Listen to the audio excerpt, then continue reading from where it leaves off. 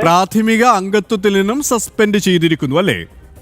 അങ്ങനെയാണ്, പ്രാഥമിക അംഗത്വത്തിൽ നിന്നും സസ്പെൻഡ് ചെയ്തിരിക്കുന്ന ഒരു നടപടിയിലേക്ക് മാത്രം കടന്നിരിക്കുന്നു എന്നുള്ളതാണ് നിലവിൽ ലഭ്യമാകുന്ന വിവരം. എന്തായാലും പുറത്താക്കൽ ഉണ്ടാകുമോ, പുറത്താക്കൽ വേണം, പുറത്താക്കണം എന്നുള്ള ഒരു ആവശ്യം പാർട്ടി പ്രവർത്തകരിൽ നിന്നും പാർട്ടി അനുഭാവികളിൽ നിന്നുമെല്ലാം ഉണ്ടായതാണ്. പക്ഷേ അതിന് ആ ഒരു കടുത്ത നടപടിയിലേക്ക്, തീരുമാനത്തിലേക്ക് പാർട്ടി കടക്കുന്നില്ല.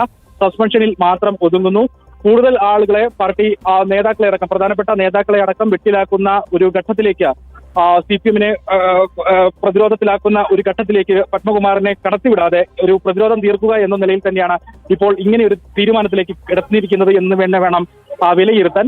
കടുത്ത നടപടിയിലേക്ക്, പുറത്താക്കൽ നടപടിയിലേക്കൊക്കെ പോയി കഴിഞ്ഞാൽ വരും ദിവസങ്ങളിൽ പാർട്ടിയെ വെട്ടിലാക്കുന്ന, പ്രധാനപ്പെട്ട നേതാക്കളെ വെട്ടിലാക്കുന്ന പല തുറന്നു പറച്ചിലുകൾ. സാധ്യതയാണ് മിഥുൻ. കഴിഞ്ഞ ദിവസം ഈ സുഹൃത്തിനോട് പത്മകുമാർ പറയുന്ന കാര്യങ്ങൾ ജനം TV പുറത്തുവിട്ടിരുന്നു. ഒപ്പം ആത്മകഥയിലെ പല കാര്യങ്ങളും തുറന്നു പറയേണ്ടി വരും എന്ന രീതിയിലുള്ള സൂചനകളും പത്മകുമാർ നൽകിയിരുന്നു. ഇത് മുഖ്യമന്ത്രിയിലേക്കാണ് വിരൽ ചൂണ്ടിയത്.